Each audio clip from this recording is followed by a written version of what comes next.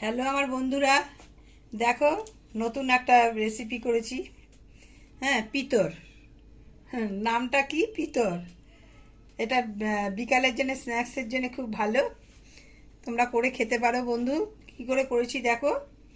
বেসন গুলিয়েছি, তার মধ্যে হিং, তার মধ্যে লঙ্কার গুঁড়ো, হলুদের গুঁড়ো, নুন দিয়ে ভালো করে ফেটিয়েছি, একটু তেলও দিয়েছি ওর মধ্যে, দিয়ে ফাটিয়েছি। তারপরে খালি কড়াইয়ের মধ্যে একটু সামান্য একটু তেল দেবে। যেমন ধোকা ছাড়লে পরে একটু তেল দেয়, সামান্য তেল দিয়ে নাড়ে, সেরম করে নেড়ে তারপরে কয়েকটা থালার মধ্যে তেল মাখিয়ে সেটাকে ওটাকে ঢেলে দিয়ে ধোকা যেমন হয় সেরকম করে লেপে দেবে। লেপে দিয়ে তারপরে ছুরি দিয়ে, ঠান্ডা হলে ছুরি দিয়ে কেটে এরকম করে সর্ষে ফোড়ন দিয়ে, কারি পাতাও দিতে পারো তোমরা, কারি পাতাটা দিইনি, আর লঙ্কা, কাঁচা লঙ্কা দিয়ে, আর তেলটা একটু বেশি করে দেবে, এর ওপরে ছড়িয়ে দেবে, খেতে ভালো লাগবে বন্ধু। ভালো থেকো বন্ধুরা, সুস্থ থেকো, এরম করে করে খেয়েও ভালো লাগবে। Good night.